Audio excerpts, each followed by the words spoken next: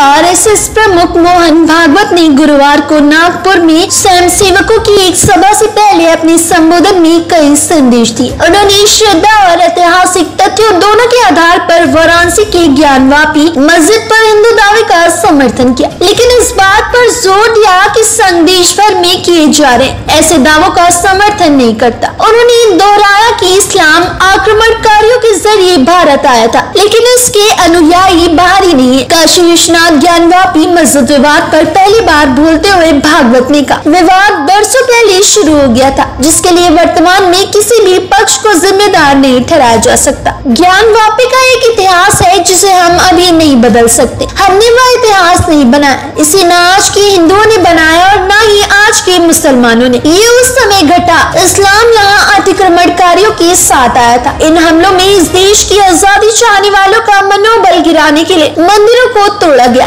ऐसे हजारों मंदिर हैं, हिंदुओं के दिलों में खास महत्व रखने वाले मंदिरों के मुद्दे अब उठाए जा रहे। रोज कोई नया मुद्दा नहीं उठाना चाहिए, झगड़े क्यों बढ़ाते। ज्ञानवापी को लेकर हमारी आस्था पीढ़ियों से चली आ रही है। हम जो कर रहे हैं वह ठीक है, लेकिन हर मस्जिद में शिवलिंग की तलाश क्यों। मस्जिदों में जो होता है वह भी इबादत का ही एक रूप है। ठीक है, ये बाहर से आया है, लेकिन जिन मुसलमानों ने इसे स्वीकार किया है वे बाहरी नहीं है। इसे समझने की जरूरत है। भले ही उनकी प्रार्थना बाहर इस देश से हो और वो इसे जारी रखना चाहते तो अच्छी बात है। हमारे यहाँ किसी पूजा का विरोध नहीं है। आरएसएस प्रमुख द्वारा संबोधित सभा में देश भर से चुने गए 700 से अधिक स्वयंसेवक शामिल थे, जो 9 मई से शुरू होने वाले एक प्रशिक्षण कार्यक्रम के लिए एकत्र हुए थे। ज्ञानवापी मामले में हिंदू पक्ष की याचिकाकर्ताओं ने दावा किया कि अदालत के आदेश से हुए एक वीडियोग्राफिक सर्वेक्षण में मस्जिद के अंदर एक शिवलिंग पाया गया। मामला कोर्ट में। भागवत ने आपस में मिल बैठकर सहमति से कोई रास्ता निकालने का सुझाव दिया। उन्होंने कहा, जरूरी नहीं हर बार कोई रास्ता निकाला, ऐसे में अदालत का दरवाजा खटखटाया जा सकता है, फिर कोर्ट जो निर्णय देगा उसको मानना चाहिए। आरएसएस के साथ मिलकर काम करने वाले एक वरिष्ठ भाजपा नेता का कहना है, ये उन कट्टरपंथियों के लिए एक बहुत ही चतुर चेतावनी है, जो हर दूसरे स्मारक या मस्जिद को लेकर विवाद बढ़ाना चाहते। भाजपा नेता ने आगे कहा, ये संदेश महत्वपूर्ण था, क्योंकि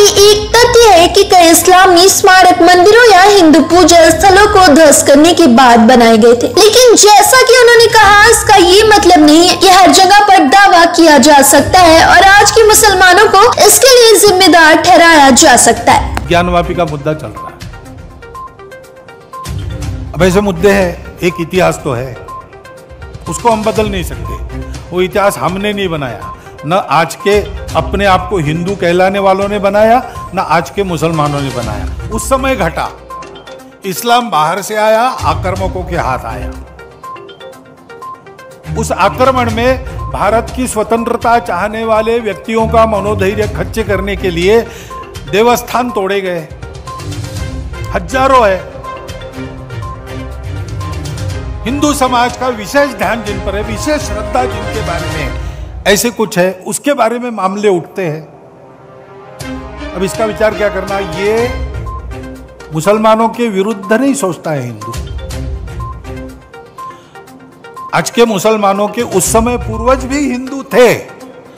उन सबको स्वतंत्रता से चिरकाल तक वंचित रखने के लिए, उनका मनोधैर्य दबाने के लिए किया गया। इसलिए हिंदू को लगता है कि इसका पुनरुद्धार होना चाहिए। इसमें कोर्ट में जाते हैं तो फिर कोर्ट जो निर्णय देगा उसको मानना चाहिए। अपनी संविधान सम्मत न्याय व्यवस्था को पवित्र सर्वश्रेष्ठ मानकर उसके निर्णय हमको पालन करने चाहिए। उनके निर्णयों पर प्रश्न चिन्ह नहीं लगाना चाहिए। ठीक है, प्रतीकात्मक कुछ हमारी विशेष श्रद्धा थी, ऐसे स्थानों के बारे में हमने कहा, लेकिन रोज एक मामला निकालना नया, ये भी नहीं करना चाहिए। हमको झगड़ा क्यों बढ़ाना है। ज्ञानवापी के बारे में हमारी कुछ श्रद्धाएं हैं, परंपरा से चलती आई, हम कर रहे, ठीक है, परंतु हर मस्जिद में शिवलिंग क्यों देखना। अरे भाई, वो भी एक पूजा है, ठीक है, बाहर से आई है, लेकिन जिन्होंने अपनाई है वो मुसलमान, वो बाहर से संबंध नहीं रखते, ये उनको भी समझना चाहिए। यद्यपि पूजा उनकी उधर की है, उसमें वो रहना चाहते तो अच्छी बात है, हमारे यहाँ किसी पूजा का विरोध नहीं, सबकी मान्यता और सबके प्रति पवित्रता की भावना है। परंतु पूजा वहां की होने के बाद भी वंशज वो हमारे प्राचीन सनातन काल से चलते आए ऋषि मुनि राजा क्षत्रियों के पूर्वज है।